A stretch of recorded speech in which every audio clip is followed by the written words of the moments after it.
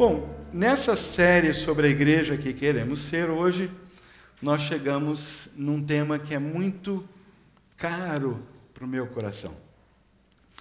Parceiros na causa. Parceiros na causa. Como realizar a missão por meio de parcerias e redes? Nós vivemos num mundo dividido. Nós vivemos num mundo de separação. Há muros invisíveis por todas as partes. Nós sabemos, você sabe disso. No entanto, o Evangelho é a mensagem dos relacionamentos restaurados. Gênesis capítulos 3 e 4 narram de uma maneira dramática o que aconteceu com a humanidade. Quando na primeira família, na família original, que era Deus Pai e os seus dois filhos, Adão e Eva, essa ruptura entra de uma maneira dramática através da desobediência e da falta de fé, de confiança daqueles dois, que escolheram simplesmente a autonomia, a independência, viver por conta própria, querer ser igual a Deus. E ali, então, o primeiro grande relacionamento é rompido, que é o relacionamento de Deus, do Criador, né, de quem toma o nome toda a família da terra, como Paulo escreveu mais tarde, e nós lemos no Novo Testamento. Nesse sentido, ele é a origem de tudo, e é a nossa origem, ele nos criou. Essa foi a primeira e a principal ruptura, mas que com ela também, e a gente vê logo no capítulo 4, essa ruptura, esse rompimento também invade a própria raça. E os primeiros dois irmãos, Abel, Caim, eles se separam de uma maneira violenta quando Caim tira a vida do seu irmão por um sentimento de inveja e de inferioridade. Essa é a característica da humanidade. Mas o Evangelho é uma mensagem que proclama a possibilidade da gente consertar o que está rompido, colar o que está descolado. E Paulo, escrevendo aos Coríntios, na segunda carta aos Coríntios, diz que Deus em Cristo reconciliou consigo o mundo e nos entregou a mensagem da reconciliação. É aquilo que Jesus chamou de pacificadores. Os discípulos de Jesus fazem parte de um exército de pacificadores, de pessoas que vivem no mundo para reconciliar. Reconciliar as pessoas com Deus, reconciliar as pessoas umas com as outras, reconciliar as criaturas com o meio ambiente. Nós, de todos os seres humanos, temos essa mensagem, e uma mensagem que de fato tem a capacidade de realizar isso, de dentro para fora. Essa é a mensagem do Evangelho. As boas novas de que a inimizade, a ruptura, o rompimento, não precisa ser uma condição permanente de ninguém, nem do mundo. E essa é a promessa de Deus. É isso que Deus começou a fazer quando Jesus veio para fazer a ligação, a ponte entre a terra e o céu, entre o pecador e o Deus Santo. Jesus fez isso. E nós temos essa mensagem de reconciliação. O nosso testemunho ganha credibilidade quando nós, então, vivemos de uma maneira reconciliada. Quando o povo de Deus, quando a família de Jesus vive de uma maneira que demonstra unidade. Jesus, inclusive, orou sobre isso. Na sua última ceia com os discípulos, está lá em João capítulo 17, no final de uma longa conversa que ele teve com os discípulos, a mesma conversa em que ele anunciou que ele ia para o Pai, que ele era o caminho, a verdade e a vida, e ninguém vem ao Pai senão por mim, e também que ele disse que ia enviar o Consolador, o Espírito, para estar, que eles não iam ficar órfãos, ele ia, mas o Espírito ia habitar neles. Aquela conversa, no final da conversa, Jesus ora. E ele pede a Deus por eles, pelos seus discípulos. E ele disse, não oro ou não rogo somente por estes, mas também por aqueles que crerem por intermédio deles. Ou seja, Jesus já estava, por extensão, orando por nós hoje. Porque, por causa da mensagem pregada por aqueles homens, por aqueles discípulos, o Evangelho foi passando de geração em geração até chegar aos nossos dias.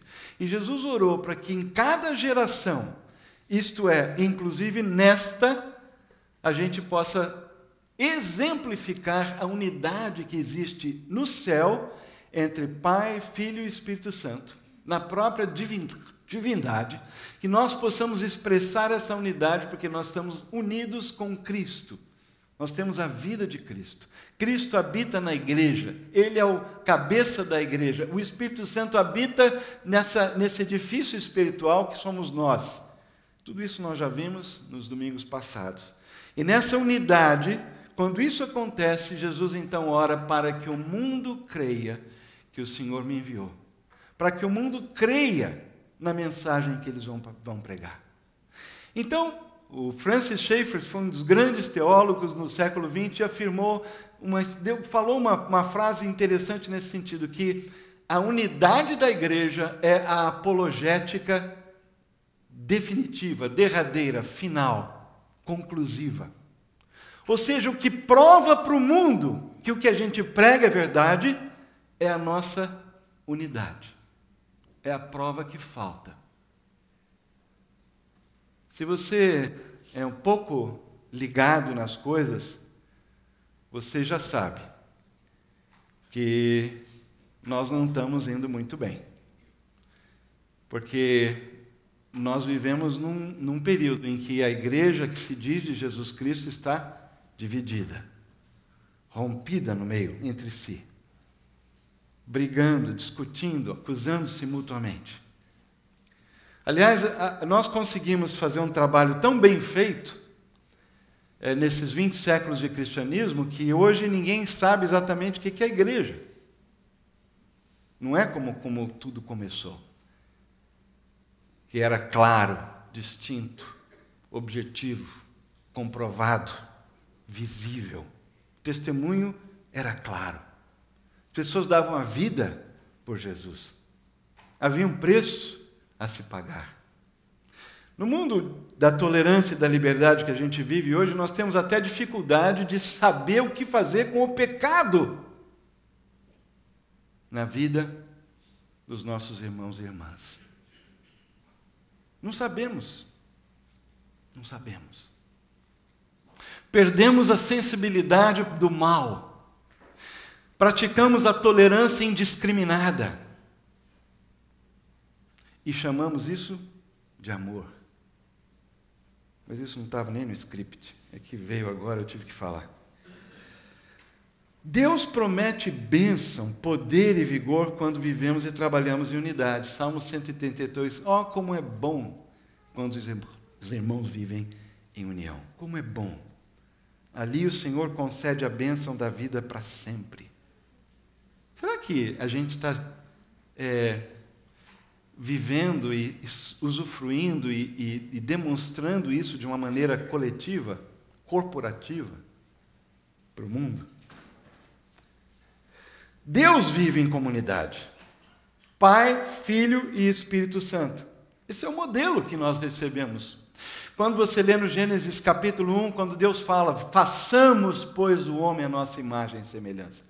Quando ele desce, no episódio de Babel, e disse, vamos descer, porque o mal chegou a um ponto, nós vamos confundir os idiomas, porque eles juntos só vão de mal a pior. Então, pelo menos, vamos espalhar essa turma para diminuir o impacto do pecado e do mal.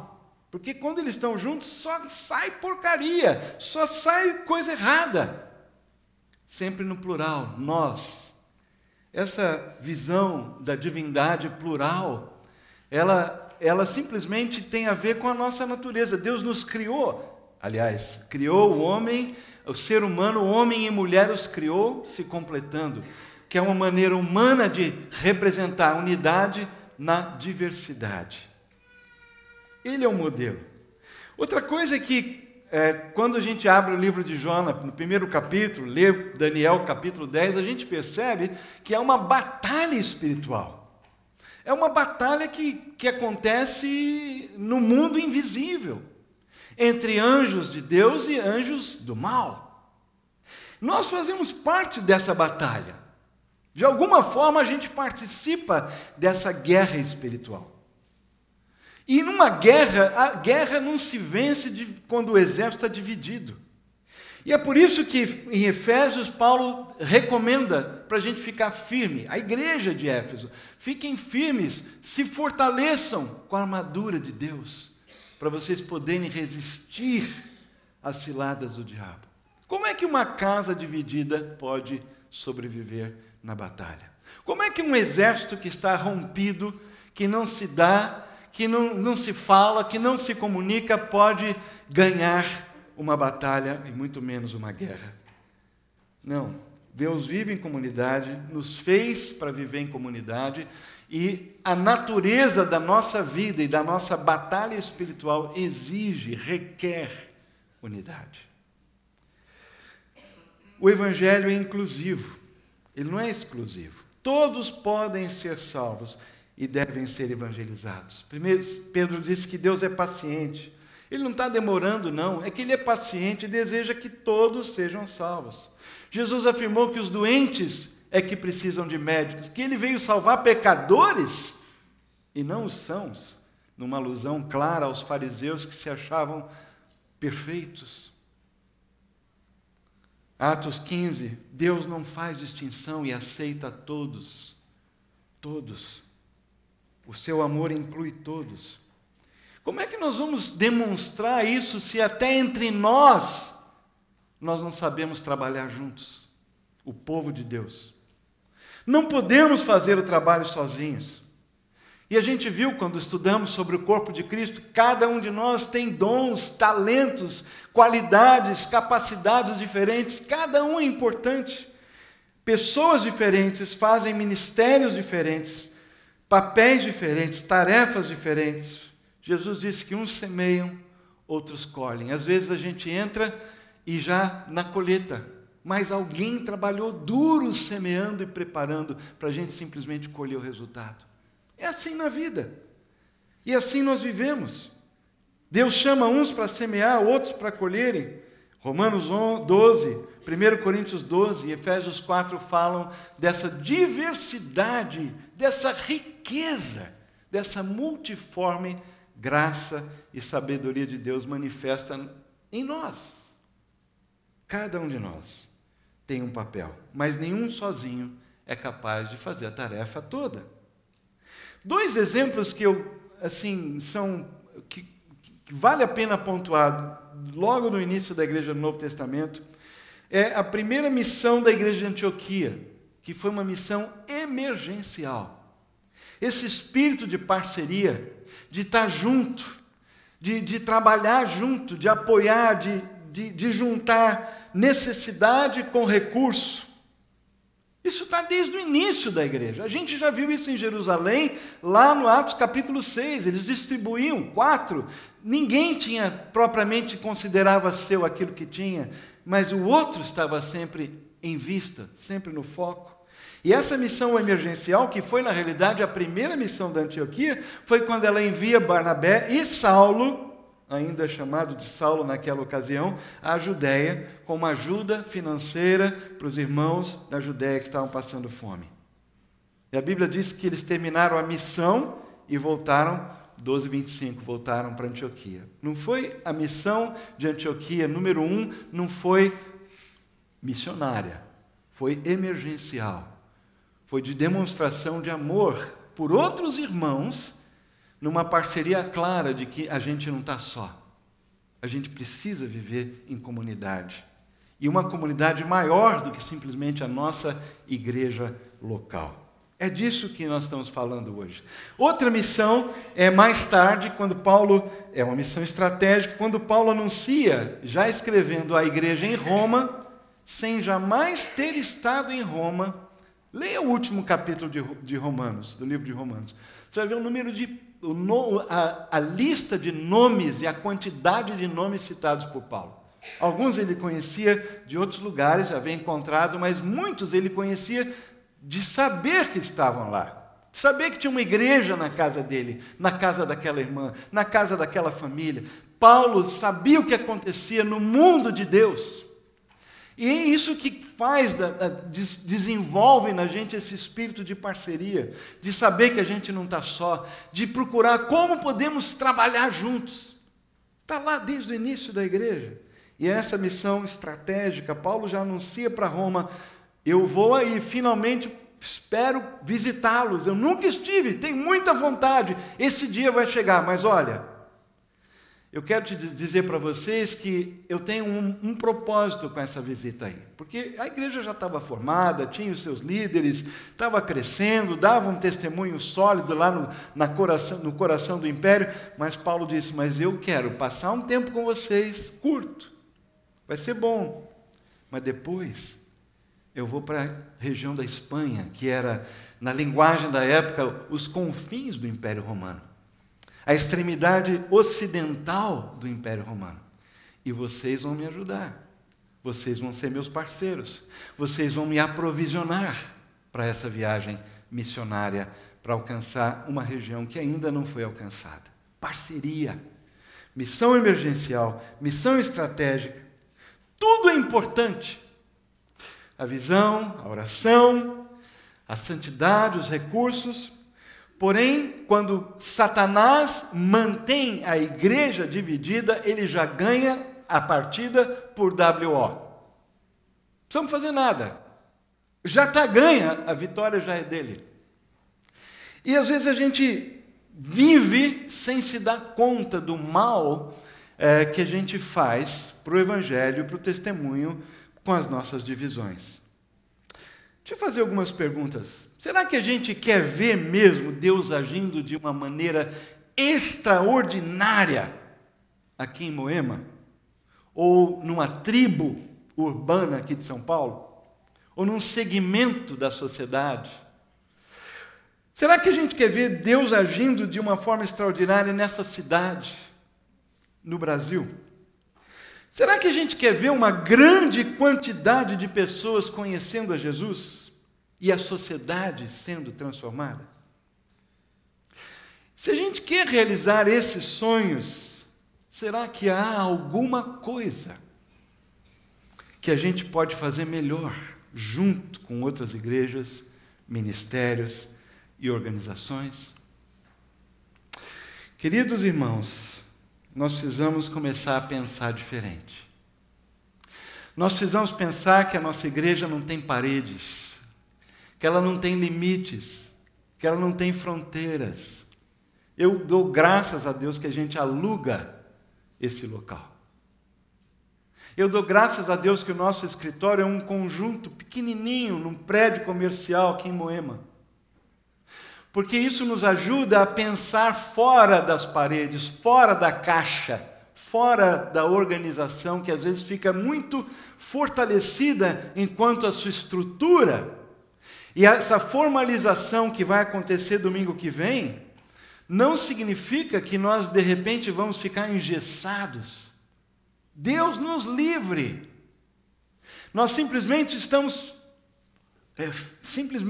fazendo e concluindo um processo natural, que significa que nós agora estamos andando com as nossas pernas, decidimos os nossos atos e escolhemos para onde vamos, escolhemos os nossos líderes, decidimos acerca de como vamos gastar os nossos recursos em função da visão e da missão.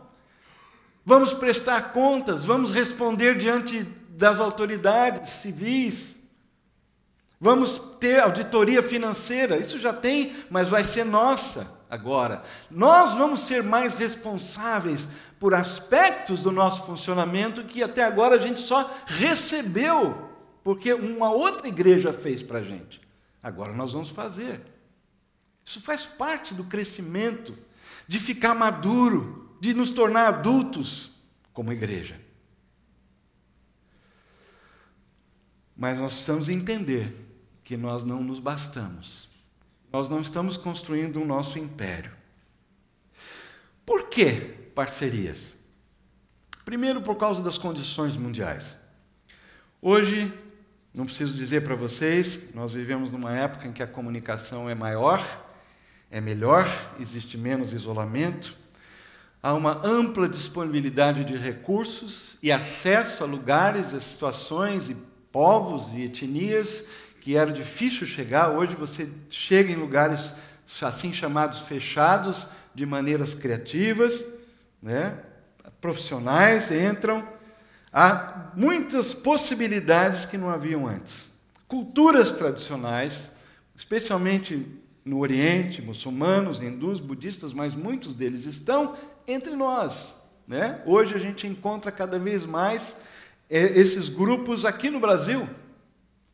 Eles se ofendem quando olham para a igreja chamada de Jesus e veem um grupo, um povo dividido. Isso faz parte da fotografia do nosso mundo. Nós não temos uma frente unida. Nós não apresentamos a imagem de um povo que se ama. O rápido aumento também, uma coisa muito positiva, do aumento de recursos missionários em países não ocidentais. Durante muito tempo, as missões transculturais eram realizadas a partir da Europa e dos Estados Unidos. Hoje, o eixo missionário foi para o sul, chamado Sul Global. Há mais gente há mais missionários sendo enviados hoje de países que não vêm da Europa e dos Estados Unidos do que desses países que tradicionalmente enviavam e continuam enviando, mas hoje a força missionária está mudando, o balanço da força missionária está mudando. Isso quer dizer, o Brasil é um dos maiores enviadores de missionários atualmente, para povos não alcançados, povos não engajados. Outra coisa é que nós temos grandes oportunidades, assim como grandes necessidades, aqui mesmo, ao nosso redor, onde a gente está. Existem desafios longe, existem desafios transculturais, mas os desafios e as oportunidades e as necessidades estão ao nosso redor, na cidade. A pobreza, a falta de educação, escola, a criminalidade. Há situações aí que a gente pensa que estão na mão do governo, mas na realidade o governo somos nós, o povo somos nós, a sociedade é a gente. E o cidadão do céu tem que ser o melhor cidadão da terra. Precisam aprender a fazer parte. As oportunidades estão aí, as necessidades estão aí. E a gente precisa fazer parte da solução. Outra coisa é que cada ministério, cada igreja individualmente, sempre vai ter condições limitadas para poder realizar o que precisa ser realizado. Uma outra razão das parcerias é o testemunho, que eu já falei sobre isso. Além de ser o plano de Deus, o modelo bíblico, nós podemos alcançar juntos visão que apenas com o nosso recurso seria impossível atingir. Por exemplo, se você quer atingir uma etnia num lugar da África ou da Ásia, um povo difícil, que está lá longe, e como igreja, sozinho, mandar um missionário para fazer isso, impossível, muito difícil. Mas se a gente se une a outras igrejas e a uma missão, a um grupo de missões que está atuando nesse lugar, e a gente faz parte do projeto, nós vamos ter uma tarefa e uma atuação efetiva, estratégica, mas que vai ter resultado maior do que se nós fôssemos fazer sozinhos. Talvez sozinhos a gente nem ia fazer. Mas juntos, a gente pode chegar lá na Ásia, pode ajudar a mandar um missionário, pode ajudar a sustentar alguém lá longe. Juntos, a gente pode. Sozinho, é praticamente impossível. E outras tarefas, aqui e lá. Além disso, esse testemunho também mostra isso, as pessoas hoje, até no mundo empresarial, comercial, no mercado, isso é algo que se pratica, reduz duplicidade, reduz custos, amplia a efetividade. Nós estamos vivendo num mundo em que as igrejas estão sempre tentando inventar a roda, de novo. A gente para muito pouco para fazer um benchmark, para ver quem que está atuando. A gente tem uma visão e acha que só eu pensei nisso. Espera aí, 2000 anos de cristianismo, será que ninguém pensou nisso antes? Será que não tem ninguém pensando nisso hoje? E mais, será que não tem alguém já fazendo alguma coisa nesse sentido agora, aqui perto? Vamos ver quem é. Será que dá para trabalhar junto? Vamos potencializar o nosso recurso. Queridos, esse é um valor que nós queremos praticar como comunidade batista em Moema. A unidade aumenta a credibilidade da mensagem. a ação do Espírito, quando a gente começa a ver o resultado, o Espírito agindo, a gente vê resultado, isso nos dá esperança, nos anima. E mais pessoas vão ver Jesus Cristo nesse testemunho da cooperação e da parceria, e a igreja vai sendo edificada. Faz parte trabalhar junto. Quando nós formamos parcerias, nós também temos benefícios estratégicos. Nós começamos a enxergar uma fotografia mais ampla e ver onde é que a gente pode se encaixar.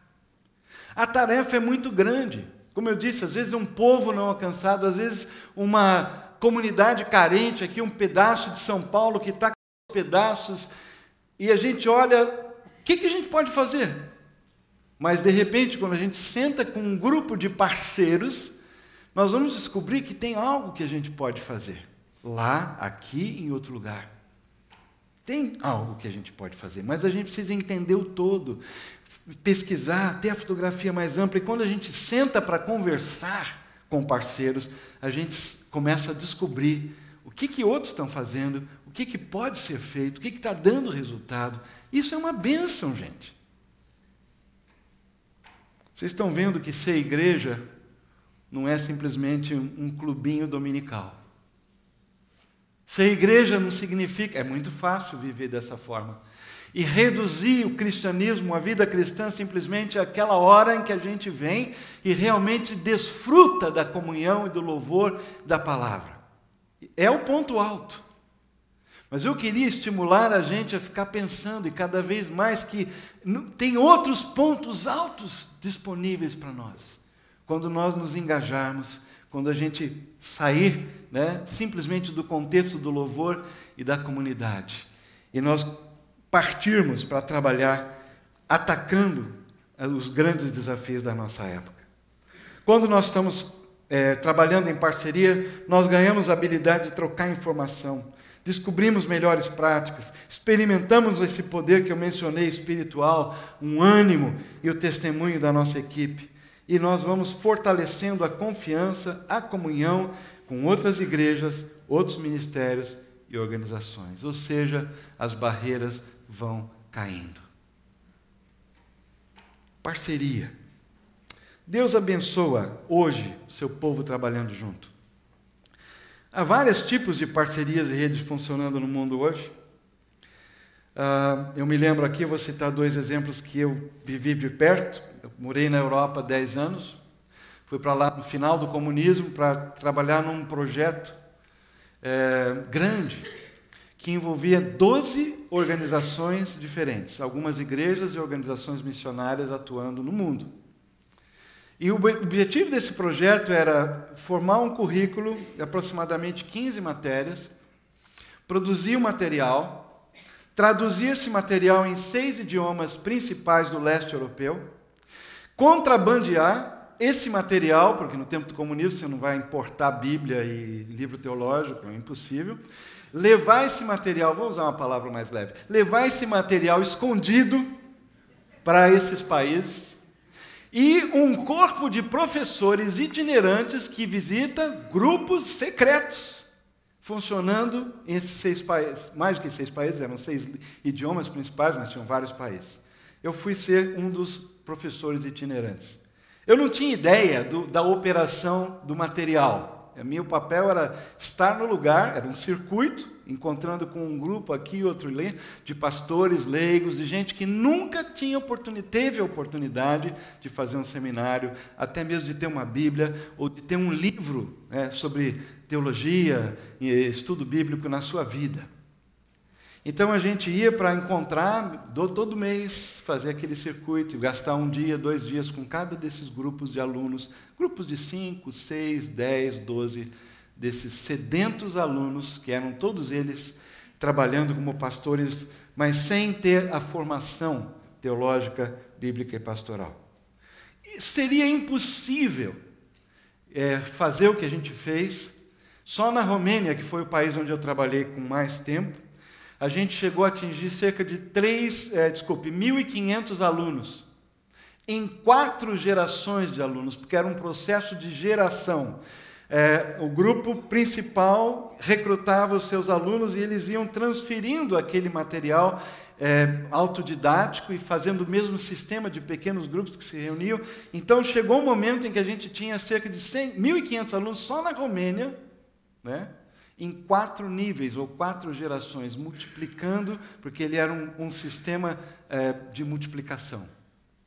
Não foi no primeiro ano isso, mas quando eu cheguei, esse processo já acontecia há alguns anos, e eu tive o privilégio de fazer parte dessa rede. Seria impossível, isso é só na Romênia, realizar o que foi realizado, levantar os recursos, se apenas uma igreja ou uma organização missionária tivesse tentado fazer isso. Impossível. Alguém teve a visão, alguém pagou o preço, alguém teve que vender o peixe, e organização por organização, facilitar essa parceria, deu muito trabalho. Teve um grupo que teve que levantar recursos para produzir esse material. Você imagina a logística, o custo, mas aconteceu. E quando caíram os muros e o comunismo e tudo isso, foi tão gostoso ver que aqueles que eram os pastores e os secretos, né, que normalmente não eram aqueles que estavam comprometidos com o governo e não tinham uma fé viva, porque todas as pessoas em posição oficial nas denominações e nas igrejas não eram pessoas com credibilidade. E não eram respeitados pelas igrejas e pelos crentes, porque eles tinham a sua credibilidade comprometida por estarem fazendo parte do sistema. Mas quando o sistema caiu, adivinha o que aconteceu? Imediatamente, as igrejas, nas suas votações, eleições, escolha de nova liderança denominacional, imediatamente as pessoas que tinham credibilidade, que tinham sido preparadas, que tinham sido treinadas, subiram a posição de liderança e se tornaram líderes de movimentos. Hoje, a Romênia, já faz algum tempo, está mandando missionários para o mundo. Missionários para o mundo. Albânia. Antes da Albânia, a Albânia era um país ateu na Constituição. Antes de abrir, do Evangelho poder penetrar livremente e missionário poder morar lá, já havia um grupo que se reunia e se preparava do lado de fora para quando esse dia acontecer. E o dia que abriu, esse grupo já estava pronto para agir. Um grupo que era representado por várias organizações missionárias que atuam no mundo. Parcerias por países, parcerias por idioma, redes regionais como a MANI na África, a CILINC no Sudeste Asiático, ou aqui o nosso COMIBAN, que é a Comissão Missionária Ibero-Americana, que funciona aqui na nossa Ibero-América. Redes funcionais que são formadas quando surgem desafios específicos e projetos, como agora na Copa do Mundo. Ministérios esportivos do Brasil e do mundo já estão há mais de um ano conversando e preparando as igrejas e esses ministérios para cooperarem, porque vai ser uma oportunidade incrível de gente que vem para o Brasil, de brasileiros indo ao estádio, e o esporte é uma linguagem universal, como a gente sabe, e o Evangelho tem chegado através do esporte, através da vida de atletas que dão bom testemunho, e irmãos e irmãs que se dedicam a essa área. Olimpíadas, refugiados, a diáspora, que é um fenômeno que acontece, o número de brasileiros morando fora do Brasil, nunca tanto brasileiro morou fora do Brasil. E muitos deles são cristãos comprometidos. E descobriu-se já há algum tempo que os cristãos que estão fora das suas terras de origem são um excelente missionário, dão um excelente posto avançado para o Evangelho. Porque eles estão chegando numa cultura nova, eles trazem a sua experiência cristã, e esses estrangeiros em terra alheia, crentes, cristãos, estão sendo articulados para que, dessa forma, o Evangelho possa se espalhar em lugares impossíveis anteriormente, ou onde o cristianismo tinha virado museu. Especialmente isso é a realidade na Europa. Enfim, parcerias por cidade. Eu gosto de citar o Tim Keller, da Redeemer Presbyterian Church, lá em Nova York. Tem 20 anos já que ele chegou lá e começou uma igreja. Ele é a esposa dele. Ele tem a minha idade. Nasceu em 1950. E depois de 20 anos, a Manhattan, especialmente, mas a região de Nova York, tem uma rede de igrejas que tem no coração a cidade. Tem a mesma visão. Não é que todo mundo está debaixo de uma organização, não, mas eles têm a mesma visão e cooperam. Isso está se multiplicando. Por quê? Para transformar uma cidade, você precisa de um movimento. E um movimento precisa de parceiros. O movimento não é feito por uma igreja. O movimento é feito por muitas igrejas, muitas comunidades, outras organizações, muitos cooperando debaixo da mesma visão. Quem sabe, nós vamos, como comunidade batista em Moema, ser usados por Deus para deflagrar, na nossa visão de parceria, com humildade, mas com coragem, deflagrar, conquistar, incendiar outras igrejas, parceiras e organizações para amar a cidade de São Paulo e ver, especialmente começando por São Paulo, um momento, algo acontecendo. Que igreja aqui não falta, mas está faltando coordenação, unidade, trabalhar junto, parceria. Bom, nós temos uma experiência também aqui. Vocês se lembram do Natal para Todos? Quando nós juntamos com a Igreja Batista do Itaim e a Igreja Batista de Vila Olímpia? Deixa eu perguntar, deu trabalho? Deu. Ensaiar no domingo à tarde lá no Itaim, né? Muitas vezes, ensaiar quarta-feira no escritório, ensaiar aqui. E durante meses a gente ensaiava, né? E ter que juntar os 3 corais, né? Deu trabalho. A gente teve que separar tempo, a gente teve que se dedicar. Principalmente, a gente teve que, antes de mais nada, acreditar que aquele esforço ia ser algo produtivo, ia ter valor. E a experiência que nós tivemos foi inesquecível. Eu também cantei, eu também ensaiei. Vários aqui fizeram parte, outros fizeram parte do projeto de outras maneiras, mas nós já vivemos de uma maneira muito forte a parceria com outras igrejas naquele evento específico que foi há 2 anos atrás, um Natal para Todos. Recentemente nós realizamos o chamado 1000 tirão, né? Empacotamos 1000, né? Aliás, fizemos 1000 pacotes, né, com brinquedos, com livros de desenhar, e escrevemos 1000 cartinhas para as crianças de um projeto do Capão Redondo, em parceria com uma organização que atua nesse lugar. Nós não poderíamos fazer o que eles fazem, mas nós nos associamos a eles, a Visão Mundial, e inclusive na área de apadrinhamentos, a área de testemunho social, acampamentos e retiro. Os jovens da verdade, nós já mandamos as nossas crianças, e agora os nossos adolescentes estiveram lá, e eles nos ajudaram no nosso retiro de carnaval. Isso é parceria, isso é reconhecer que tem gente com algo para contribuir e que vai abençoar a gente, que juntos o resultado vai ser melhor. E por último, mas não menos importante, a nossa maior parceira no projeto da CB Moema é a Igreja Batista do Morumbi. Que interessante, é uma parceira silenciosa e invisível, mas ela está presente. Sem a Igreja Batista do Morumbi, nós não estaríamos aqui hoje. Vocês sabiam que durante 1 ano a Igreja Batista do Morumbi reservou no orçamento uma verba para que quando começasse a CB Moema, a gente ia ter dinheiro para comprar todo o equipamento que você está vendo aqui? Vocês sabiam disso? 100 mil reais estavam reservados para iniciar essa igreja.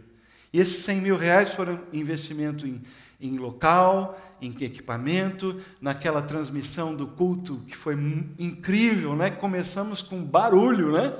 700 e tantas pessoas lá no Bourbon, no grande auditório, com satélite do lado de fora, transmitindo lá para a igreja sede. Foi um negócio incrível e extraordinário, porque uma igreja fez um compromisso de ser altruísta, de abrir mão de uma parte da sua membresia.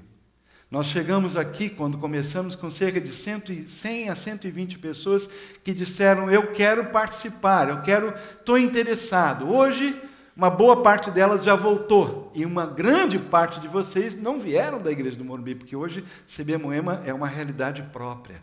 Mas muitos estão aqui ainda sentados, que vieram naquela leva ou chegaram um pouquinho depois e fazem parte do que está acontecendo aqui. Parceria. Juntos a gente pode fazer mais. E o sonho do meu coração, pelo menos, eu tenho falado isso de vez em quando, é já no ano que vem, 2014, nós colocarmos no nosso orçamento da CB Moema, fazer uma poupança para chegar no final de 2014, já com um plano estratégico definido de começar em parceria, precisamos achar os parceiros, uma igreja, uma comunidade nova na cidade de São Paulo. E quem sabe na Vila Madalena. Quem sabe Deus vai colocar isso no seu coração e você vai se preparar para daqui a 2 anos fazer parte do grupo que vai sair daqui como grupo missionário para, junto, quem sabe, com outros parceiros, assim como Morumbi foi nosso parceiro, a gente começar uma outra comunidade, um outro lugar de São Paulo. Eu acho que eu preciso correr, vamos pular o próximo. Uma das questões fundamentais da parceria são as nossas diferenças. Eu gosto dessa frase: nas coisas essenciais, unidade; nas não essenciais, liberdade; e em todas as coisas, caridade, ou seja, amor. Foi um sujeito no século XVII que falou isso, é o primeiro registro dessa frase, pelo menos, que a gente tem, e isso é uma verdade, que a gente precisa entender quando começa a pensar em ser parceiro. Por quê? Porque a chave da parceria é a confiança. E de que é feita a confiança que dura? Será que a gente tem uma visão comum? Será que a gente compartilha os mesmos valores? Essas são as perguntas que a gente tem que fazer. Para nós e os nossos parceiros, será que nós temos o melhor interesse do outro em nosso coração? Vou fazer um parênteses. Vocês se lembram o que aconteceu quando nós tivemos que sair do Bourbon? Nós procuramos todo lugar, algum lugar para ir, mas não achamos. Eu liguei para o pastor Wallace, que é da Igreja Batista do Itaim, um dia, porque ele já está aqui há tantos anos na região, né? Pelo menos aqui perto, a Grande Moema, né?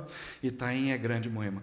Então, e eu perguntei, Wallace, você sabe de algum lugar, algum auditório, algum lugar que a gente possa ocupar enquanto a gente acha o lugar definitivo? Ele falou, olha, na realidade, eu sei. Eu falei, qual? A nossa igreja. Eu falei, como assim, Wallace? É aqui. O que você quer dizer com isso? Você não tem culto? Aí ele falou, não, é o seguinte, porque isso era no final de dezembro, a gente tinha que sair, primeiro domingo de janeiro, a gente não tinha lugar ainda definido. Ele falou, vocês podem vir para cá. A única coisa é que o nosso culto forte é de manhã. Mas à noite, nas férias, o nosso povo viaja, tem um grupinho pequeno. Então eu falo o seguinte, eu vou conversar com os líderes da igreja, mas eu já posso dizer que eles vão topar. Eu vou falar para o nosso pessoal que o culto é de vocês. Então, eu sempre brincava, era o avião da TAM operado pela tripulação da Gol. E durante 2 meses nós vivemos no prédio da Igreja Batista do Itaim, com membros do Itaim vindo para o nosso culto, que a gente operava o culto à noite, inclusive no nosso horário, não o horário deles. A gente teve que negociar meia hora, né, do que a gente queria, e acabou sendo às 6 horas. O deles era mais tarde, nós queríamos que fosse mais cedo, mas na negociação chegamos no meio. E 2 meses muito abençoados. Parceria. Você tem que ter a visão, o interesse do outro no coração. Não é o que eu posso levar com isso. O que eu posso ser espertinho e pegar o que ele tem para construir o meu império. Não. E a pergunta, quando você pergunta para ele, você é competente? Você tem que fazer para você a pergunta, eu sou competente? Você é confiável? Você tem que se perguntar, eu sou confiável? A gente nunca pensa em parceria com essa pergunta dirigida para a gente, mas nós temos que ir assim. Você é fiel? Mas antes a gente tem que perguntar, será que eu vou ser fiel? Queridos irmãos, que é que isso vai nos custar? Primeiro, abertura aos outros, ao potencial de fazer juntos em vez de fazer sozinhos. Vai nos custar tempo para construir e manter relacionamentos de confiança, porque a colaboração efetiva requer confiança e relacionamento intenso. Vai custar recursos, principalmente oração, tempo para participar, dinheiro, compromisso com o conjunto. Vai nos custar vulnerabilidade, porque nós vamos ter que revelar o que a gente tem de forte, o que a gente tem de fraco. Aparece.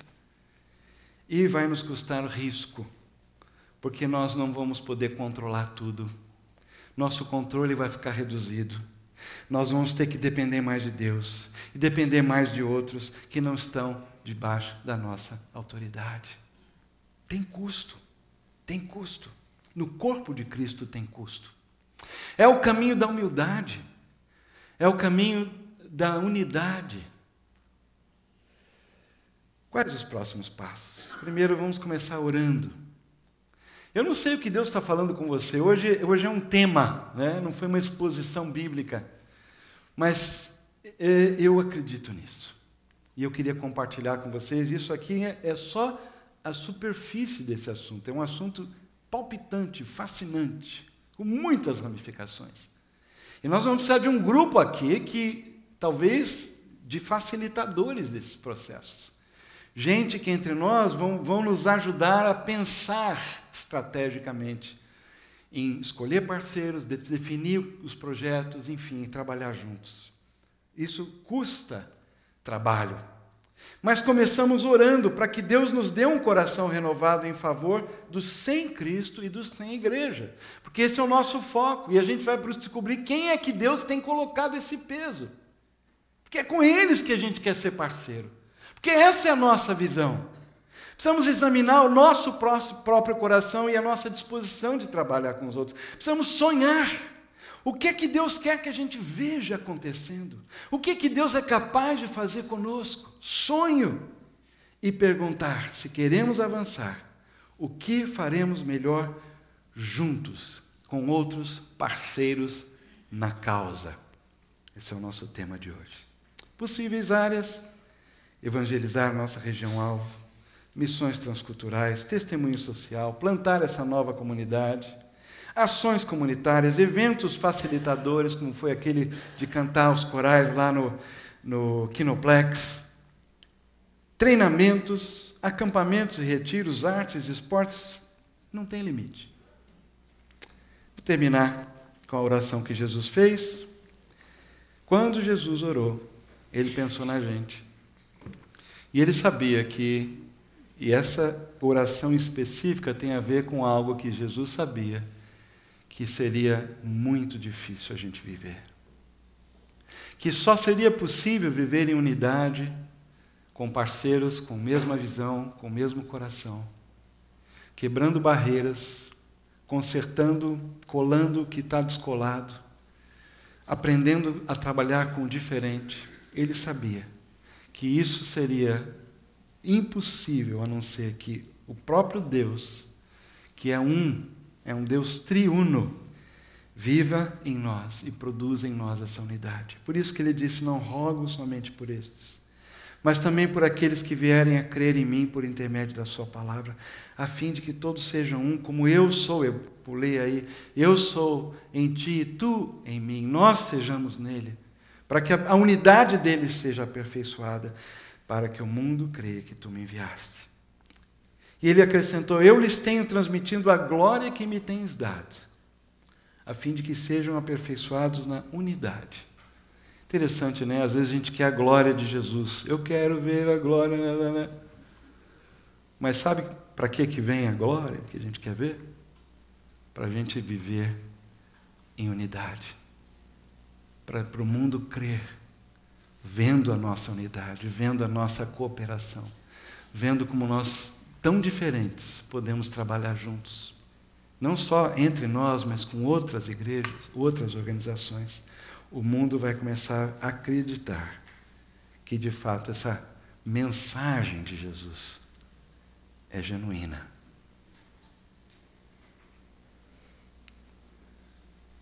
Oh, como é bom e agradável quando os irmãos convivem em união. Ali o Senhor concede a bênção da vida para sempre.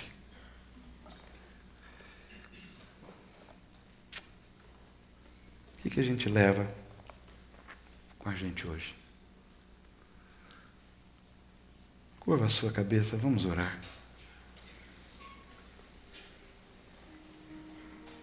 Gostaria de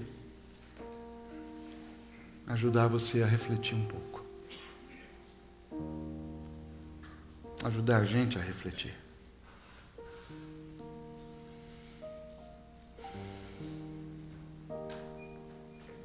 A primeira coisa que vem no meu coração é um desejo tremendo de pedir perdão a Deus.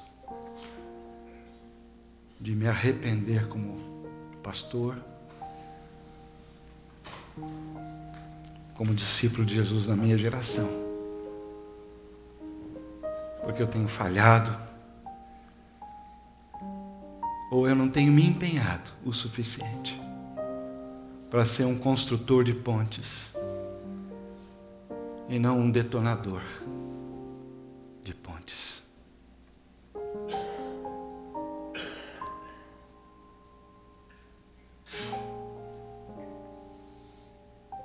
Talvez a gente tenha que orar como Neemias, quando recebeu a notícia dos muros caídos, queimados, sem portão, a cidade totalmente devastada.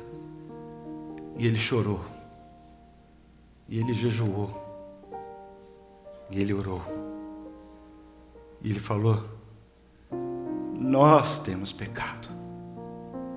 Nós e os nossos antepassados pecaram. O que a gente tem hoje é porque nós falhamos. Se não foi por cometer, foi por nos omitir. Senhor, me perdoa, nos perdoa.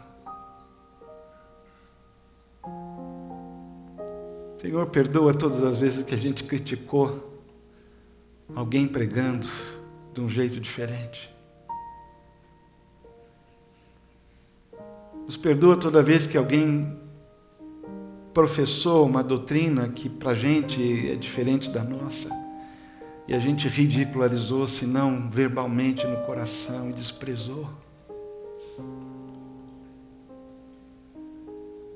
Senhor, nos perdoa quando nós, por um instante sequer, achamos que a gente era melhor do que os nossos irmãos, quaisquer que sejam eles.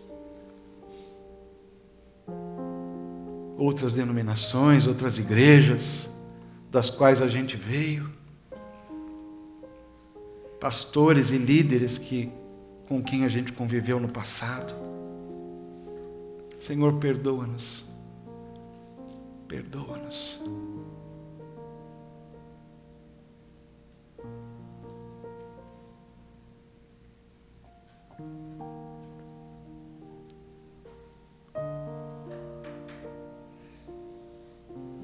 Derrama, Senhor, um quebrantamento no teu povo.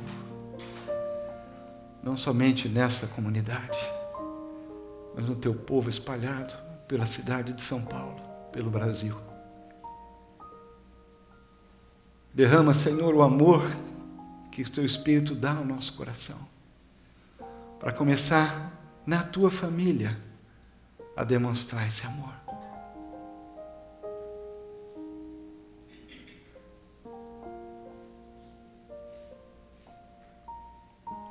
Se há alguém, Senhor, que qualquer um de nós tenha ofendido, no passado é acusado, e desprezado, e rejeitado, e condenado, e fofocado, dá-nos arrependimento genuíno, para perdoar, para pedir perdão, para acertar, e quem sabe até em casa, Senhor. Irmãos que têm uma personalidade diferente da nossa, que são mais lentos do que nós, que são mais emotivos do que nós, que são mais impulsivos do que nós, e que a gente tem a tendência de olhar com superioridade, de colocar sempre a culpa neles. Marido, esposa, pai, mãe. Ó Senhor, ajuda-nos a amar o diferente. Como diz a palavra, o amor cobre multidão de pecados, de fraquezas. Ajuda-nos a aprender a sustentar-nos e apoiar-nos e aguentar-nos mutuamente. Como é difícil, Pai. Mas isso precisa começar individualmente. Essa é uma atitude que havia em Cristo Jesus. E nós pedimos que haja em nós também. Seja uma marca da nossa vida como igreja.